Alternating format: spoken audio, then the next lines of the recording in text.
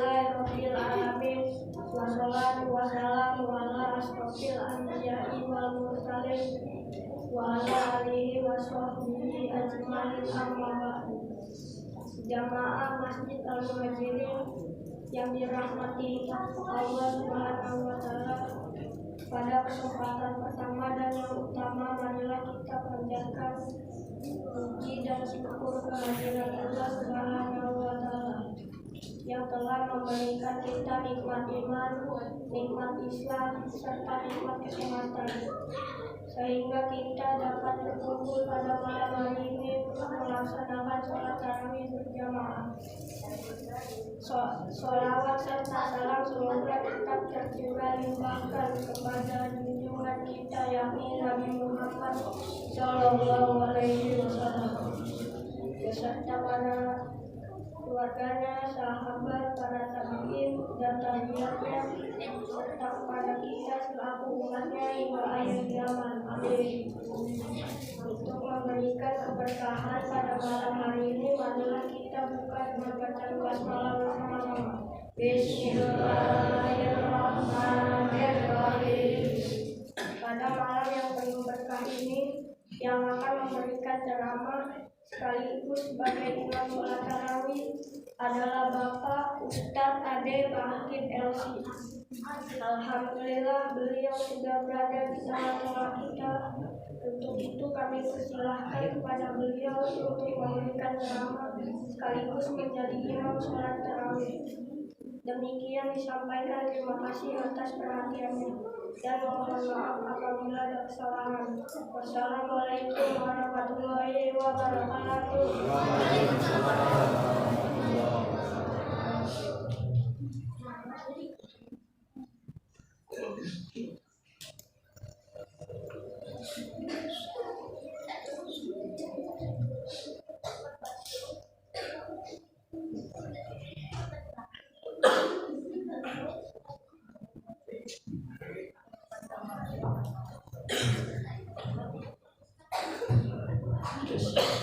Baik, bismillahirrahmanirrahim. Assalamualaikum warahmatullahi wabarakatuh. Alhamdulillahilladzi ja'ala ramadhana syahrul ibadah wa ja'ala ramadhana syahrus siyam. Asyhadu an la ilaha illallah wahdahu la syarikalah wa asyhadu anna Muhammadan abduhu wa rasuluhu la nabiyya ba'dah. Allahumma salli wa sallim wa barik ala sayyidina Muhammad wa ala alihi wa ashabihi wa man tabi'ahum bi ihsanin ila yaumiddin, amma ba'du. Qala Allah ta'ala fi kitabihil karim, a'udzu billahi minasyaitonir rajim, bismillahirrahmanirrahim.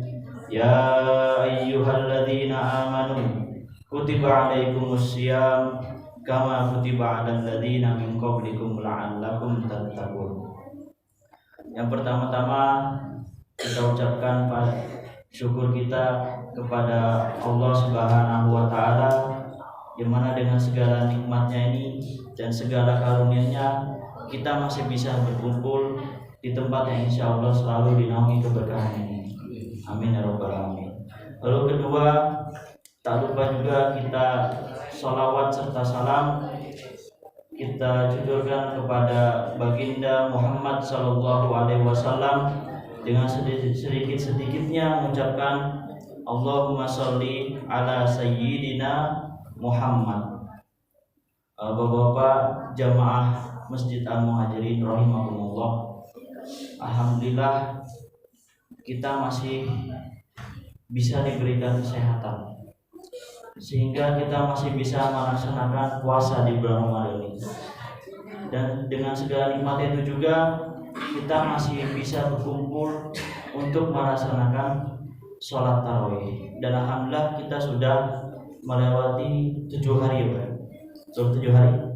7 hari puasa ini merupakan suatu nikmat, karena masih banyak saudara-saudara kita di luar sana yang mungkin puasanya mereka masih belum bisa, entah mungkin karena sudah meninggal, sudah mendahului kita, ataupun misalnya dari Palestina mereka susah untuk sahur pun susah, untuk buka pun juga susah. Maka dari itu kita harus banyak bersyukur. Dengan sedikit-sedikitnya kita mengucapkan alhamdulillahirabbil alamin. Lalu yang mesti kita syukuri juga bahwasannya di bulan Ramadan ini banyak kelebihannya. Banyak yang Allah beri kelebihan di bulan ini. Apa saja kelebihannya itu? Pertama, dari segi pahalanya. Mungkin di bulan-bulan lain Allah sudah mematokkan. Misalnya kalau kita melakukan ibadah ini pahalanya sekian. Kalau kita melakukan ibadah ini atau amal ini pahalanya juga sekian. Tapi di bulan Ramadan Allah kali lipatkan banyak. Bahkan kita tidak tahu. Bahkan hanya disebutkan di hadis itu hanya penting di bulan ini kita kali lipatkan. Bahkan khusus di bulan ini yang menilai ibadah kita itu Allah langsung. Yang mana dikatakan oleh Rasulullah SAW, as-saumu li wa ana ujzi bi. Kalau nggak salah artinya puasa itu untukku dan akulah yang menilainya sendiri. Lalu ada lagi kelebihannya. Apa itu? Khusus di bulan ini Allah memberikan kita yang namanya malam Lailatul Qadar. Kapan malam Lailatul Qadar? Di bulan-bulan, di hari-hari ganjil. Ya kalau kurang salah sekitar malam 21, 23 ya intinya di akhir-akhir 10 malam terakhir. Nah itu juga merupakan kelebihan untuk umat Nabi Muhammad SAW. Karena kalau kita melihat para umat terdahulu, mereka itu umurnya panjang. Umat Nabi Nuh umurnya bisa sampai 1000 tahun. Umat Nabi Adam, umat Nabi Idris dan lain-lain itu bisa umurnya sampai ratusan lebih. Tapi umat Nabi Muhammad umurnya hanya 63 tahun. Maka dari itu para sahabat itu tuh nanya, ya Rasulullah, umur kita ini sedikit. Bagaimana kita bisa mengalahkan amalan-amalan umat-umat sebelumnya? Apa jawaban Rasulullah? Maka kami hadirkanlah malam Lailatul Qadar. Malam yang sebanyak lebih baik daripada 1000 bulan. Jadi tujuannya diturunkan Allah, nih saya hadirkan ya Muhammad kepada khusus umatmu malam Lailatul Qadar. Jadi agar amalan kita bisa menyaingi amalan-amalan umat sebelumnya. Maka dari itu kalau ibadah di dunia nyata, sebenarnya bulan puasa ini ibaratnya diskon. Banyak diskonnya. Banyak amalan-amalan yang pahalanya dikali lipatkan. Maka dari itu demi mendapat diskonnya ini kita harus melakukan amalan baik dan juga memperbanyak amalan ibadah. Tapi di samping itu juga kita harus memperhatikan ada beberapa hal yang kita harus jauhi. Salah satunya apa? Ada namanya amalan-amalan yang makruh dan juga amalan-amalan yang bisa membatalkan puasa. Nah, apa saja amalan-amalannya itu? Nah, semoga maka dari itu mungkin banyak dari kita yang secara tidak sadar melakukannya. Itu. Nah, pertama amalan makruh. Menurut definisi dari ilmu sufi, makruh itu berarti apabila kita jauhi atau tidak lakukan mendapat pahala. Tapi kalau kita lakukan tidak mendapatkan dosa. Artinya apa? Enggak apa-apa. Tapi lebih baik kita usahakan untuk ditinggalkan. Apa saja amalan itu? Pertama ada yang namanya mengunyah tanpa masuk ke perut. Nah ini, jadi kalau kita iseng-iseng misalnya ngunyah pensil atau ngunyah jari, nah itu hati-hati. Itu juga amalan yang makruh. Walaupun makruh, setidaknya kita menjauhinya. Lalu kedua, ada yang namanya mencicipi tanpa ada kebutuhan. Nah ini juga berarti kalau kita pahami sebaliknya, kalau kita mencicipi dengan adanya kebutuhan boleh apa enggak? Boleh. Contohnya apa? Mencicipi makanan dengan adanya kebutuhan, atau kita butuh untuk mencicipi makanan kita ke Ramadan. Contohnya misalnya ibu kita masak atau menyiapkan takjil, atau misalnya dia jualan untuk iftar, maka baginya boleh untuk mencicipi makanan, tapi sedikit aja. Habis dicicipi kumur-kumur lalu buang lagi. Bahkan kalau lebih bagus lagi, seandainya jualan itu udah ada takarannya. Tujuannya apa? Biar kita nggak usah mencicipi setiap jualan. Nah itu. Lalu ketiga, ada yang namanya berbekam. Nah, bekam pun juga ini amalan yang sifatnya makruh, bukan haram. Maksudnya makruh apa? Kenapa dia dimakruhkan? Karena kalau menurut Imam Romli, kenapa bekam itu dimakruhkan? Karena ketika habis bekam itu biasanya kita lemes. Jadi takutnya ketika kita bekam, itu membuat kita lemas, maka dimakruhkan. Lalu selanjutnya ada mandi dengan menyelam di air, walau mandi wajib. Nah ini juga.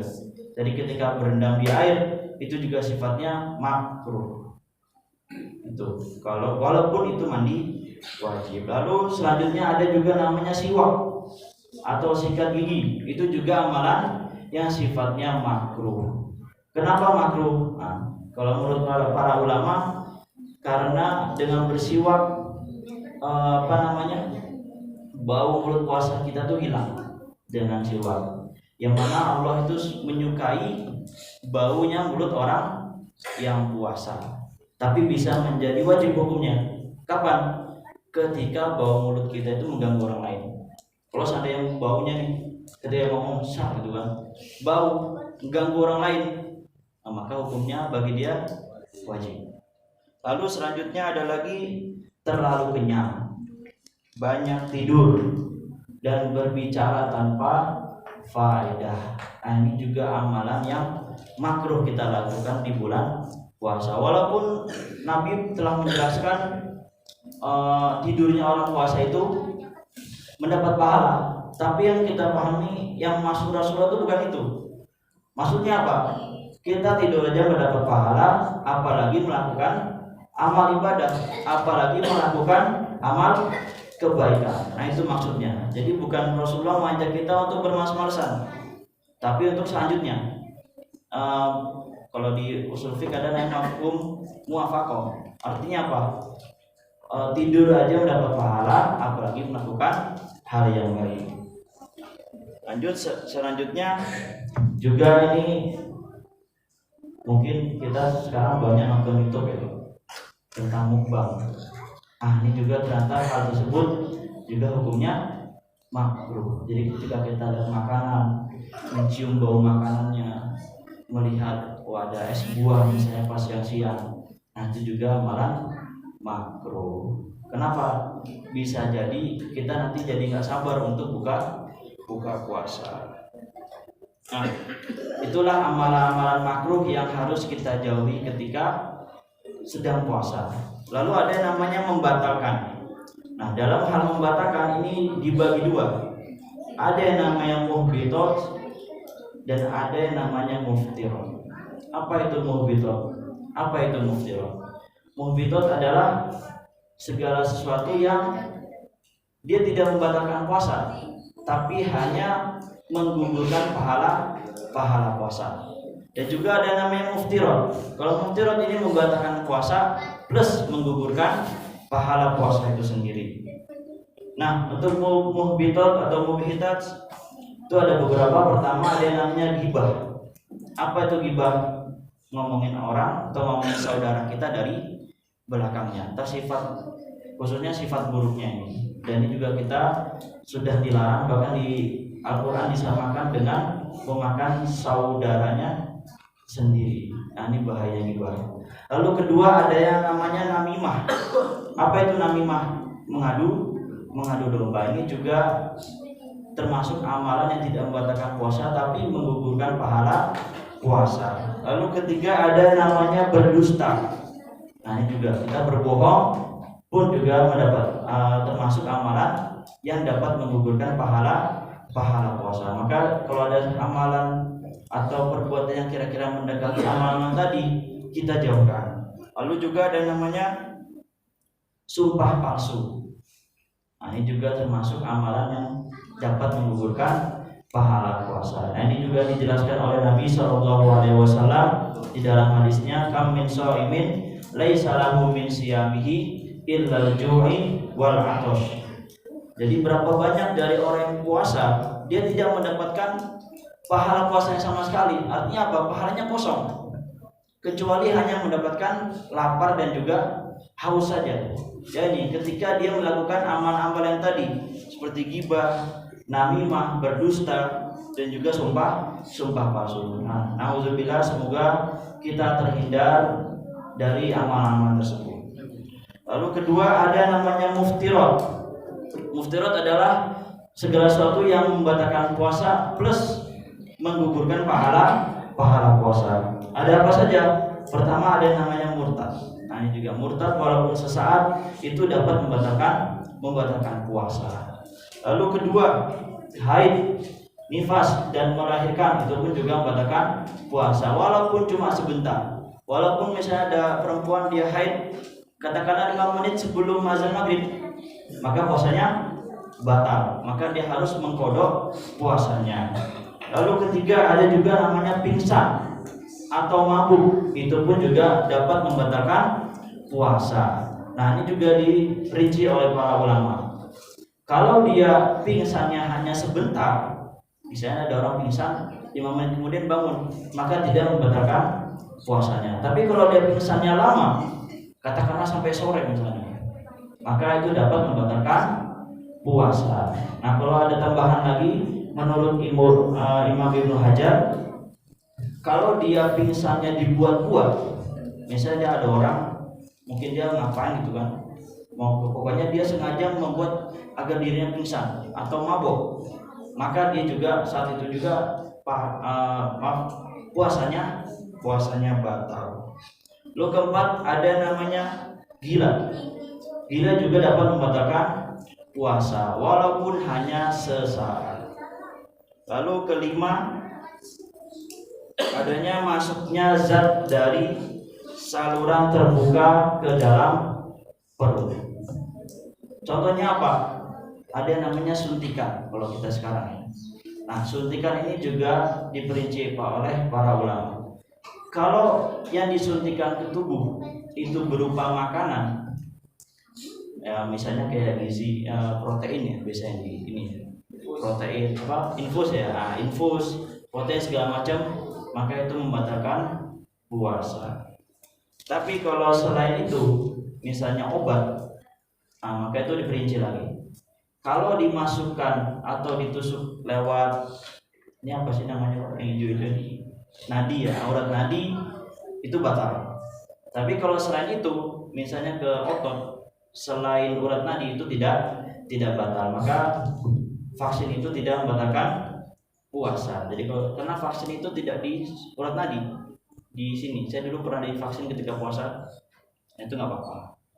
Lalu selanjutnya ada namanya menelan ludah. Apa hukum orang menelan ludah ketika puasa? Kalau ditelan ludahnya saja tidak batal.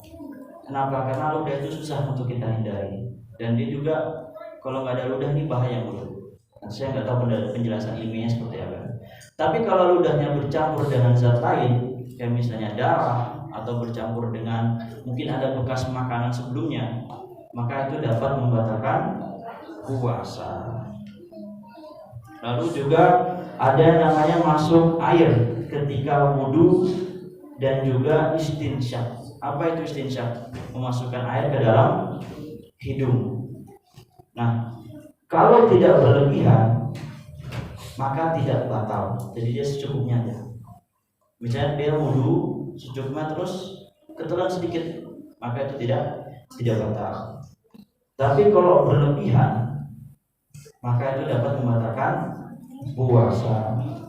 Nah, itu kalau dia ketika wudu ataupun mandi wajib. Nah, bagaimana kalau selain wudu? Misalnya dia cuma kumur-kumur aja. Kalau dia selain wudu hanya kumur-kumur saja, kalau dia ketelan mau dia sedikit atau banyak, maka itu membatalkan puasa. Lalu terakhir ada yang namanya muntah dengan disengaja. Kalau muntah dengan disengaja, maka itu dapat membatalkan puasa. Tapi kalau tidak sengaja, bagaimana kalau tidak sengaja? Kalau tidak sengaja, maka tidak membatalkan puasa. Maka dia cukup membuang, lalu berkumur-kumur, membersihkan apa yang di dalam, biar tidak tersisa sisa-sisa muntahnya itu, lalu dikeluarkan lagi. Nah, itulah mungkin beberapa hal yang harus kita perhatikan, yaitu berupa hal-hal yang makruh dan juga yang membatalkan puasa. Nah, semoga puasa tahun ini menjadi puasa kita yang lebih baik daripada sebelumnya. Semoga kita tidak masuk orang yang rugi. Orang yang rugi itu seperti apa? Orang yang puasanya itu lebih buruk daripada sebelumnya, atau mungkin kualitasnya sama dengan puasa yang sebelumnya.